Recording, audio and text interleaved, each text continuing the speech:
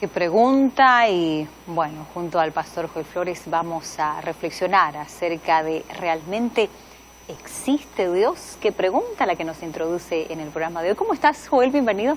Muy bien, Carola, gracias a Dios por esta linda oportunidad de poder una vez más entrar a tu casa, al lugar donde tú estás, en el país donde te encuentras. Saludamos a los amigos que están viendo este programa en la televisión y a aquellos que están en internet. Aquellos que están en Facebook, aquellos que están en YouTube, acompañando siempre nuestro programa cada semana. ¿Alguna vez ya te preguntaste eso, Carola? Yo creo que por nuestra mente ya pasó muchas veces eso, especialmente cuando nosotros queremos sentir que Dios está y buscamos basar nuestra experiencia en Dios en sentimientos. Entonces yo no siento que Dios existe, yo no siento que Dios está, entonces llego a la conclusión, Dios no existe. Y allí viene el interrogante, ¿realmente existe? Si existe, ¿dónde está? ¿Qué está haciendo? Y tú sabes que hay un grupo cada vez mayor de agnósticos o de aquellos que se declaran ateos que niegan abiertamente la existencia de Dios. Algunos porque quieren traer la existencia de Dios a un laboratorio, quieren verlo, quieren tocarlo, quieren palparlo, si no, no creo, dice algunos. Otros simplemente por la experiencia difícil de la vida. Exacto. Aquellas caídas, aquellos fracasos, aquellas interrogantes sin respuestas, lleva al ser humano a una línea muy peligrosa. Todo comienza con la duda, empiezas a dudar del amor de Dios y terminas dudando de la existencia de Dios. Exacto. Y tú dijiste algo muy interesante. Inclusive hay personas que creen en Dios, pero por vivencias, circunstancias de la vida, los van llevando a no creer más o dejar de creer. Eso es muy triste, ¿no? Siempre tenemos datos, algunas informaciones al inicio, Joel, y hoy no es diferente. En relación a este tema, tú sabes, hablando en números, en porcentajes, que el 51% de la población mundial sí cree en Dios. El 18% de la población mundial no cree que existe un ser superior y el 17% de la población está indeciso.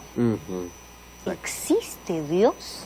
Sabes que la palabra de Dios te da respuestas muy claras. Sin duda. Pero ¿cómo poder explicar a una persona que ni siquiera cree en la Biblia sobre la existencia de Dios? Hoy vamos a hablar sobre algunos argumentos importantes. Porque fíjate una cosa, Carola, nadie puede probar la existencia de Dios, pero tampoco nadie puede probar que Dios no existe. Entonces, si tenemos los dos lados, allí entra en el ser humano lo que nosotros llamamos fe. Así es. Tú decides en qué creer. Sin embargo, si vamos a la Biblia nos muestra de manera clara la existencia de Dios. Solo que no solamente la Biblia. Dios se reveló de otra manera. La palabra de Dios es una revelación, es la fuente de inspiración, es una revelación grande para nosotros. Pero hay otros medios que también nos dicen que Dios existe. Y por eso vamos a abrir la palabra de Dios y gracias por tenernos esos datos y acompañarnos como siempre en la introducción de este tema. Escuchamos. Bienvenido una vez más, gracias por acompañarnos cada semana. Estás allí pendiente de este programa, nos alegra mucho que puedas participar, que puedas escribir, si estás allí en una red social, que puedas acompañarnos. Y hoy vamos a hablar sobre uno de los temas más delicados, porque todos en la vida ya nos hicimos alguna vez esta pregunta. Alguien me dijo así, pastor, ¿es pecado preguntar si Dios existe o no? Le dije, no es pecado. Mas si tú quieres encontrar respuestas, tienes que ir a la fuente correcta. Ahí está el problema, cuando nuestras interrogantes intentamos responderlas en fuentes equivocadas, que nos pueden llevar a un terreno muy peligroso en la vida. Déjame contarte ahora lo siguiente. La palabra de Dios, la Biblia, nunca da argumentos sobre si Dios existe o no. Es más, la Biblia no comienza comprobando la existencia de Dios. La Biblia comienza afirmando la existencia de Dios. ¿Comprendes? ¿Por qué razón? Porque a través de toda la historia, la cuestión no siempre fue, o la pregunta no siempre fue si Dios existe o no existe. Desde el comienzo de la humanidad, todos creían en un ser superior, en un Dios a quien adorar. El mayor problema era, ¿quién es el Dios verdadero? Esa siempre fue la pregunta que por mucho tiempo estuvo allí en la mente de las personas. Por eso es que la Biblia no es un libro para probar la existencia de Dios. La Biblia afirma la existencia de Dios. Y la Biblia te muestra quién es el Dios verdadero. Porque a través de las diversas culturas, hablemos de las culturas de egipcio o de Egipto, la babilónica, romana, a través de todas las culturas, todos buscaron adorar a un Dios. Solo que viene la Biblia y dice, sus dioses a quien adoran no son verdaderos. Y la Biblia se encarga de mostrar el verdadero Dios. Entonces la Biblia no es un libro para probar la existencia de Dios, es un libro para confirmar la existencia de Dios y mostrarnos quién es el Dios verdadero. Por eso es que tú siempre vas a encontrar el llamado que hace la palabra de Dios. Escogeos hoy a quién van a servir. Yo y mi casa serviremos a Jehová, dijo Josué. Elías desafió al pueblo de Israel.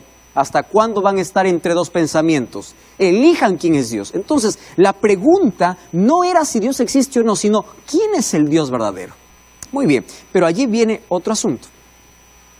¿Tú sabías que todos los seres humanos, todos los que nacimos en este mundo, nacimos creyentes? ¿Me estás escuchando? Todos nacimos creyentes. Nadie nace ateo. ¿Cómo? Sí. El ser humano se convierte en agnóstico o ateo. Te voy a explicar las razones, pero todos nacimos creyentes. Hace algún tiempo leí una frase que me llamó tanto la atención y dice lo siguiente: el ateísmo es tan extraño que ni siquiera el diablo llegó allí.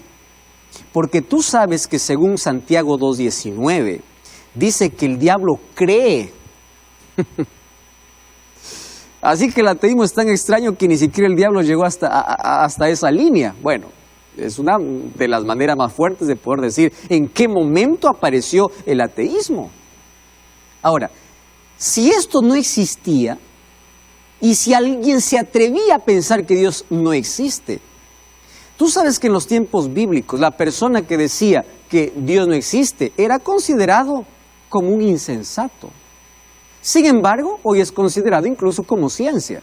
Grandes científicos salen a decir, yo no creo en la existencia de Dios, pero bíblicamente históricamente, esto es insensatez.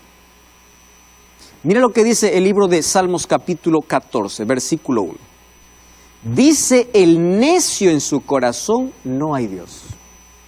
¿Te das cuenta? El necio dice, no hay Dios. Y si tú vas a revisar la historia, los grandes hombres de ciencia que trajeron grande aporte para nuestra sociedad eran creyentes. Isaac Newton, por ejemplo. Él escribió mucho sobre teología, igual que de ciencia. Blaise Pascal, y entre otros reconocidos que dieron tanto aporte para nuestro mundo, ellos eran creyentes. Mas ahora yo quiero mostrarte aquí algunos argumentos para que podamos creer en la existencia de Dios.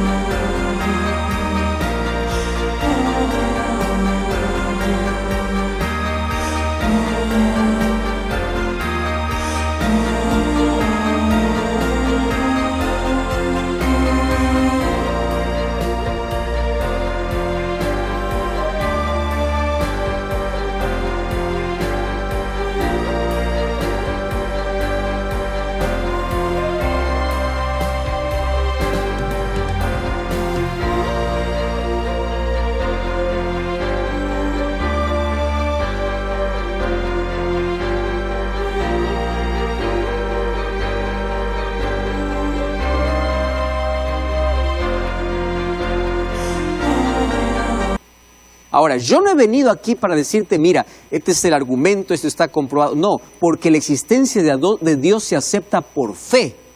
Pero hay algunos argumentos que abren nuestros ojos para contemplar cómo Dios se revela hacia nosotros. Por eso es que el libro de Hebreos, capítulo 11, versículo 6, mira lo que dice. Hebreos 11:6. Sin fe es imposible agradar a Dios, porque es necesario que el que se acerca a Dios crea que existe. ¿Estás entendiendo? Entonces, ¿qué cosa nos ayuda a poder creer en la experiencia de Dios? La fe. Es por medio de la fe que nosotros elegimos creer. Mas hoy te voy a mostrar algunos argumentos que abren nuestros ojos para ver a un Dios que está al control de todo. Vamos al primer argumento. Este es el argumento cosmológico. Vamos a razonar, a reflexionar en algo muy esencial. Por ejemplo, tú ya viste cómo está nuestro mundo o cómo fue diseñado nuestro mundo. Si tú me dices, el mundo es el resultado de una explosión, la naturaleza, el equilibrio que hay en los astros. Tú sabes que el sol no puede ni alejarse un centímetro más, o la tierra no puede alejarse, ni siquiera acercarse un centímetro más al sol. Todo está de manera equilibrada, todo está puesto en su lugar. Si tú me dices, todo eso es casualidad, ¿sabes una cosa? Que o cuando alguien me dice eso es casualidad, yo tengo más fe en la existencia de Dios. Porque creer que todo eso es casualidad realmente sería necedad. Porque cuando tú ves el diseño de este planeta, vas a ver tanta inteligencia y tanta orden. Te voy a hacer un ejemplo. Vamos a imaginar que yo vengo aquí y te digo, mira, ve, el reloj que yo tengo en mi mano, lo encontré en el campo. Pero ojo, nadie lo hizo, nadie. Solito vino la correa, se unió al puntero, se puso a la hora y se puso a funcionar. Entonces, el reloj se hizo solo. ¿Tú me creerías eso? Que un reloj se hace solo. Mira cuántas piezas tiene un reloj. Tiene un segundero, tiene un minutero, ¿no? Y tiene muchas piezas allí dentro y funciona. Yo te digo, no, esto es...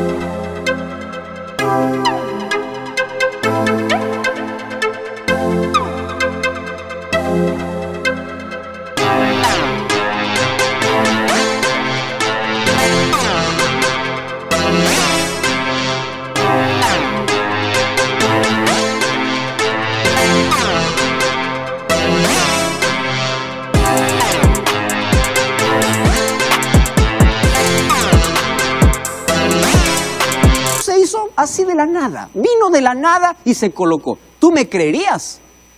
¿Por qué no me creerías? Claro, porque sabes que quien hace un reloj es alguien que lo diseña, lo estructura. Ahora, si un reloj necesita de un diseñador, ¿cómo este planeta no va a tener un diseñador? ¿Estás comprendiendo? Mira la naturaleza, mira el planeta, diseñado de manera inteligente. Entonces, si las cosas pequeñas de la vida necesitan de un autor, de un creador, el universo significa que tiene alguien que lo diseñó. Vamos a un segundo argumento. Estamos aquí reflexionando, ¿está bien? En asuntos importantes. Número 2, ese es el argumento ontológico. ¿Qué dice el argumento ontológico? Todos venimos a este mundo teniendo en la mente la idea de Dios. Por eso es que diversas culturas buscaron siempre adorar a Dios, adorar a algo. Mira, ese sentimiento, esa iniciativa que tiene el ser humano de adorar siempre, ya es una huella de Dios en la vida del ser humano. La moral que tiene el ser humano, ¿cómo puede distinguir lo bueno y lo malo? ¿Cómo es que es diferente, por ejemplo, a la creación divina o a los animales? ¿Cómo puede razonar? ¿Cómo puede ser inteligente? La misma moral y la conciencia que el ser humano tiene es la evidencia de la huella de Dios, de que tú eres imagen de Dios. ¿Correcto? Vamos a un tercer argumento. Ese es el argumento existencial. ¿Qué consiste el argumento existencial? Todos tenemos un vacío existencial. Todos tenemos ese tipo de preguntas en la vida. ¿De dónde vengo? ¿Quién soy? ¿A dónde voy? Y ese vacío existencial, las personas que se encuentran con Dios y tienen una experiencia con Dios y creen en Dios, son felices. Ahora, si Dios no existe, ¿cómo me explicas que la persona que tiene fe no tiene ese vacío existencial? ¿Cómo explicas eso? ¿Me estás entendiendo? Entonces, cuando ese vacío es lleno por la fe, por creer en Dios, si Dios no existe, ¿cómo entonces se llena ese vacío existencial? Vamos a otro argumento. Este es el argumento transformacional. Tú sabes que este argumento en sí, el autor de este argumento fue Blaise Pascal.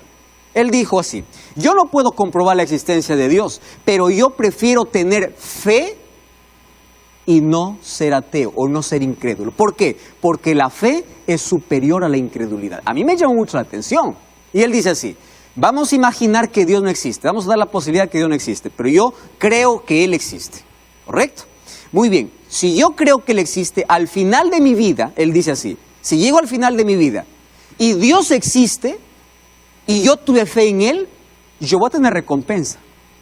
Pero aquel que nunca creyó en Dios, ni siquiera dio la posibilidad de que Dios existe, cuando llega al final de su vida, descubre que Dios existe, está perdido para siempre. Entonces, ¿quién ganó y quién perdió? Entonces, hasta por lógica, esta idea de Blaise Pascal nos lleva a pensar que la fe es superior a la incredulidad. Interesante. Ahora, te hago otra pregunta. ¿Y qué decir de una vida transformada? Ese es el mayor argumento. Personas que dicen, yo fui cambiado gracias al poder de Dios. ¿Cómo discutes eso? ¿Cómo discutes los milagros? No hay manera. Ahora, que tú digas, no, eso es casualidad. No hay casualidad, mi querido. Dios es real, Dios existe. Ahora, ¿sabes una cosa? Una vida transformada es la mayor evidencia de la existencia de Dios. Yo no conozco una persona que diga, gracias al ateísmo mi vida cambió. Pero sí te puedo mostrar miles de personas que dicen, gracias a Dios mi vida cambió. Déjame decirte algo más. Y en las crisis, ¿a dónde corre el incrédulo? ¿Dónde se soporta? Está en el vacío, cae. Pero el creyente en las crisis sabe dónde correr, sabe dónde aferrarse. Tiene un Dios, tiene un refugio. Por eso es que la palabra de Dios muestra cómo ese Dios se revela. Quiero que entiendas, todos nacimos creyentes, pero algunos dejan de creer en la existencia de Dios por circunstancias difíciles de la vida. Estoy hablando para ti. Estás dudando del amor de Dios y estás dudando de Dios. ¿Por qué? No me digas que tú estás allí queriendo comprobar en un laboratorio que Dios existe. No. ¿Sabes por qué tú crees que Dios no existe? Porque algo te quebró en la vida.